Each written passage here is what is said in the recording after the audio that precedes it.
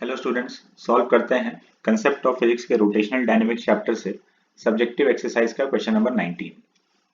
When a force of 6 Newton is exerted at 30 degree to a wrench at a distance of 8 centimeter from the nut, it is just able to loosen the nut.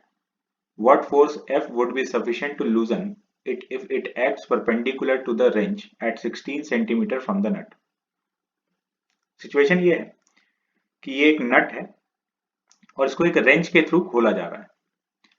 तो जब हम लोग नट से 8 centimetre की दूरी पर ये 6 Newton का फोर्स लगाते हैं 30 डिग्री पर, तो ये नट जस्ट खुल जाता है।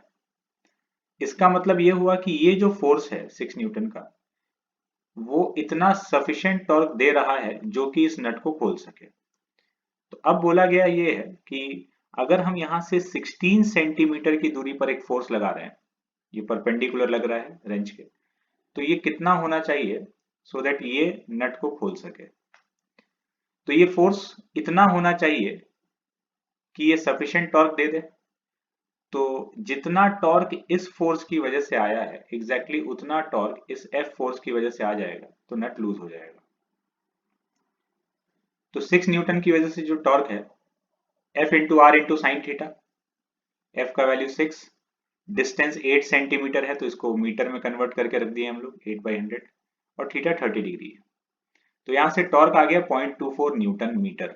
इतना ही टॉर्क इस फोर्स एफ को देना पड़ेगा। तो ये फोर्स डिस्टेंस के परपेंडिकुलर लग रहा है, थीटा 90 है। इसका टॉर्क हो गया एफ इंटू आर, आर है 16 सेंटीमीटर, तो 16/100 मीटर में कन्वर्ट कर दिए, इंटू साइन 90। इसका टॉर्क आया 0.16 एफ। तो ये वाला जो टॉर्क है वो इस टॉर्क के बराबर होना चाहिए।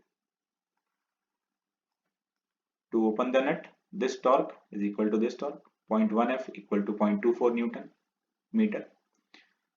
तो एफ का वैल्यू 0.24/0.16, 1.5 न्यूटन।